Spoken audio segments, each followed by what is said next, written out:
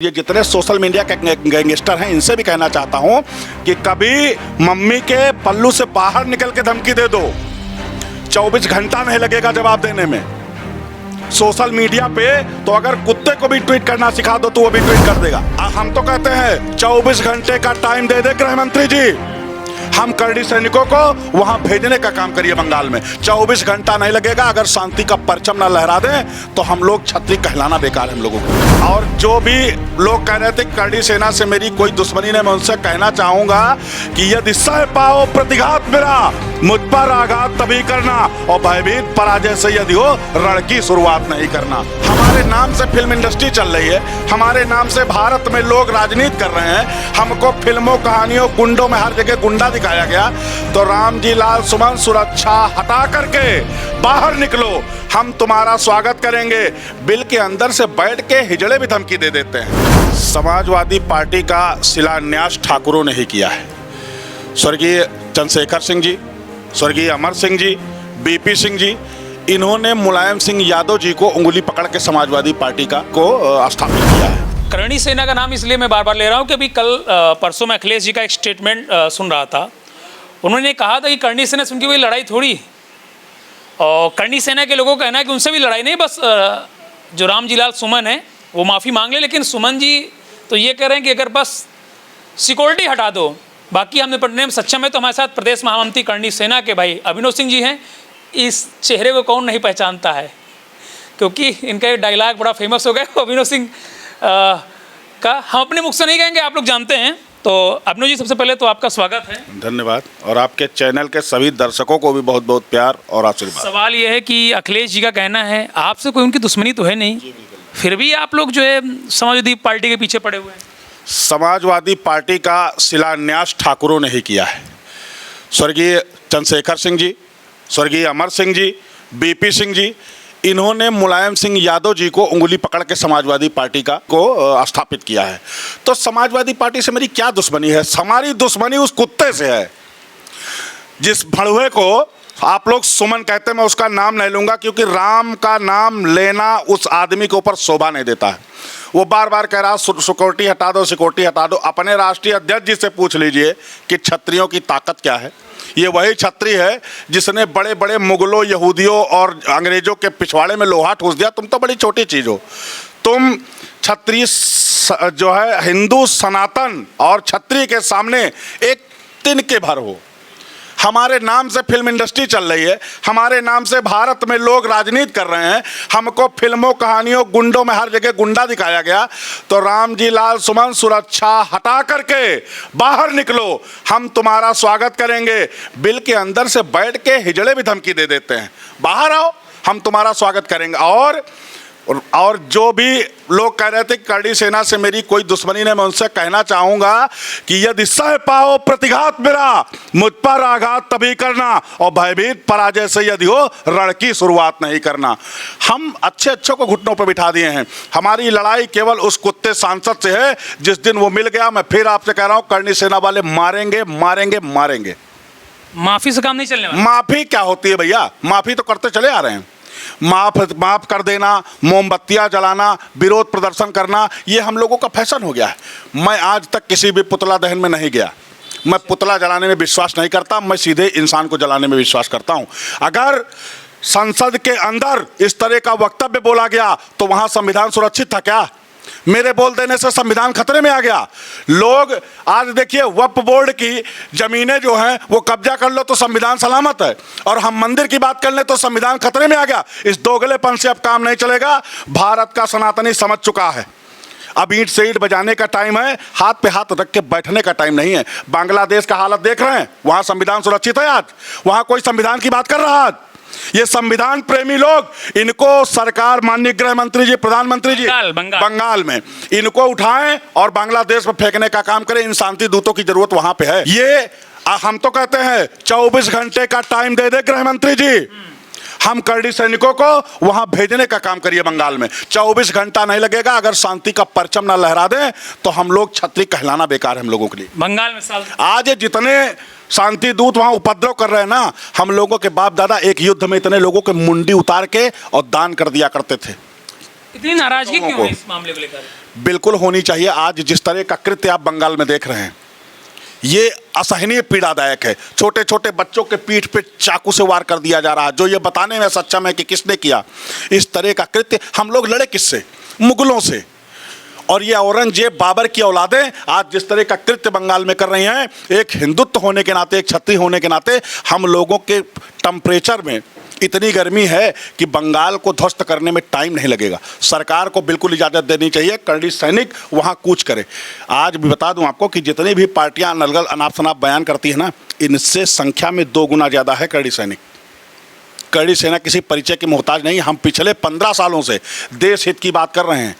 छतरी के ऊपर कभी जातिवादी होने का टैग नहीं लगा। और ये जितने सोशल मीडिया के गैंगस्टर हैं, इनसे भी कहना चाहता हूं कि कभी मम्मी के पल्लू से बाहर निकल के धमकी दे दो, 24 घंटा नहीं लगेगा जवाब देने में।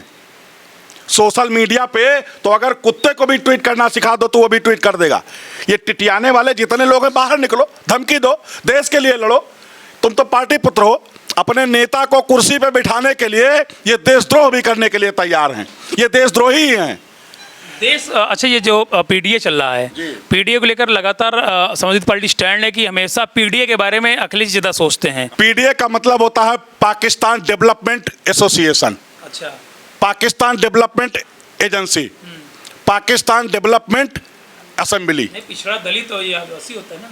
पिछड़ा दलित अब कोई नहीं रह गया, सब पढ़े लिखे हो गए, सब सभ्य हो गए। बाबा साहब भीमराव अंबेडकर के संविधान ने, बाबा साहब भीमराव अंबेडकर की मंशा के जो है लिए हर दलित शिक्षित हो चुका है। अब कोई बरगलाने में नहीं आने वाला। हमारे माननीय गोरक्ष पीठाधीश्वर महाराज योगी आदित्यनाथ जी, जो पूरे सूबे के मुख्यमंत्री हैं, सबके लिए मुख्यमंत्री होने के बाद लोग पक्ष विपक्ष और पूरी भारत की जनता सब उनकी हो जाती है। आज उनके ऊपर एक आरोप लगता है कि वो राजपूत हैं। ये गुरु परंपरा से आते हैं। कोई भी संत जो है वो गुरु परंपरा से आता है, उत्तराधिकार से नहीं आता। ये किसी के बाप की बपौती नहीं कि बाप मुख्यमंत्री होएगा तो हम मुख्यमंत्री के दावेदार हैं। वो जिस जगह से आए, बड़े गरीब परिवार से आए, वो आज सूबे के मुख्यमंत्री हैं। उनको राजपूत कहना गलत, लेकिन ये लोग आरोप लगाते हैं। तो मैं फिर कहना चाहता हूं, अगर योगी जी को आप ठाकुर मानते हो तो ठाकुर ही सही, लेकिन आज पूरी प्रजा खुश है। और ये लोग कहते थे कि चरखे से शांति आई, चरखे से शांति आई। हम फिर कहना चाहते हैं, बुलडोजर से शांति आई, बुलडोजर से क्रांति आई। आज ये जो लोग जिन्हें दबे कुचले बैठे हैं ना, ये योगी बाबा का खौफ है, ये उनके बुलडोजर का खौफ है।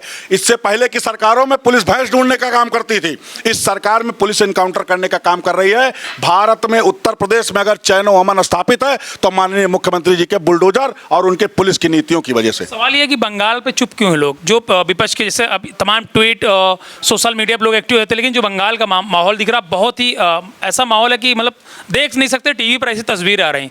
उस मामले को लेकर पार्टियां स्टैंड उनका क्लियर नहीं आ रहा। लोग कुंभ गए, स्नान करके आए तो योगी जी ने संसद में कहा कि चील कौओं को लाशें मिली, जो गरीब भूखे लोग थे उनको धन मिला, जो पुण्य करने गए थे उनको पुण्य मिला। तो जो गंदे प्रवृत्ति के लोग हैं, इनको कुंभ पे नहीं बोले होंगे। बंगाल के मामले में आज वहाँ मुस्लिम हिंसा कर रहा है, ये नहीं बोलेंगे। ये अगर एक शब्द बोल दे तो इनका कहीं ट्वीट उठा के देख लीजिएगा, ये कहीं नहीं बोलेंगे। वहाँ कौन बोलेगा? जो 80 कैरेट वाला हिंदू होगा, जो ये समझ रहा है कि आने वाला समय भी यहाँ यही होने वाला है जो वहाँ है। आज वहाँ का कोई नेता सुरक्षित है? आज वहाँ की कोई असेंबली, कोई पार्लियामेंट, कोई वहाँ की कोर्ट सुरक्षित है? अपने आप को सुरक्षित माने, सेना ही लगी हुई है ना। तो वो देश के बाहर गद्दारों से भारतीय सेना, बीएसएफ, ये लोग लड़ रहे हैं, और देश के गद्दारों से, देश के अंदर के गद्दारों से करड़ी सेना लड़ रही है। वक्फ बिल पर इतना बवाल क्यों? इसके पीछे का राज क्या है?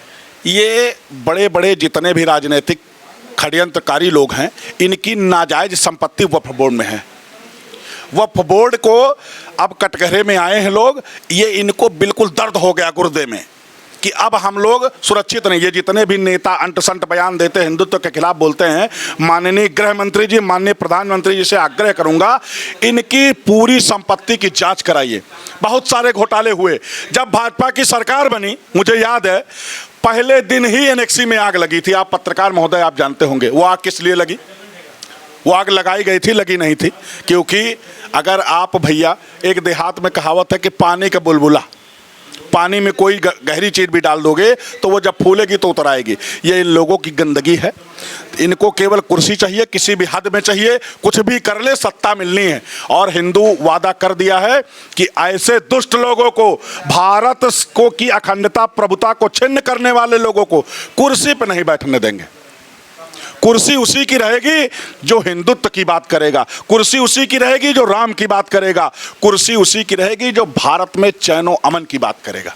लास्ट सवाल आपसे है कि क्या कहना चाहेंगे, जो नेता लगातार चाहे हिंदू धर्म की बात हो या फिर हिंदू देवी देवता हो या फिर मंदिर हो, उस पर लगातार सवालिया निशान खड़ा करते हैं, तमाम तरह की बयानबाजी करना चाहते, तो 2 लाइन में करणी सेना क्या कहना चाहेगी ऐसे नेताओं पर? हम ऐसे कहना चाहेंगे, सरकार संविधान के दायरे में अगर ये लोग कुछ बोल सकते हैं तो थोड़ा सा उस संविधान का एक आध पन्ना हमारे ऊपर भी लागू हो जाना चाहिए। हमको भी सरकार से ये छूट मिल जानी चाहिए कि क्षत्रियों को अस्त्र शस्त्र रखने की परमिशन दे दी जाए, भारत के सनातनियों को अपने अधिकार में बोलने की इजाज़त दी जाए। ऐसे भड़ुए भारत छोड़ के भाग जाएंगे, इनको पाकिस्तान में जाके शरण मिलेगी, क्योंकि हिंदुस्तान 36 कौम की बात करता है। हिंदुस्तान में गंगा जमुनी तहजीब मानी जाती है।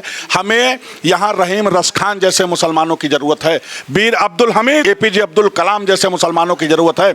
यहाँ असाब कसाब की ज़रूरत नहीं है। और मैं फिर आपको कह दूँ, भारत में IAS, PCS, इंजीनियर, डॉक्टर, इनकी ज़रूरत है। यहाँ मुल्लों की ज़रूरत नहीं है, यहाँ मदरसे की कोई ज़रूरत नहीं है। यहाँ शिक्षा व्यवस्था, यहाँ गुरुकुल की ज़रूरत है, यहाँ स्कूल कॉलेज की ज़रूरत है। कौन सा मदरसा भाई कौन सी GDP बढ़ाए दे रहा है?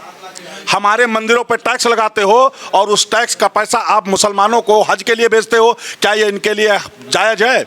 ये तो हराम होना चाहिए। सच्चाई की बात आज कोई नहीं करेगा। ये भड़ुए केवल लड़ाने की बात करेंगे, केवल हिंदुत्व को बांटने की बात करेंगे।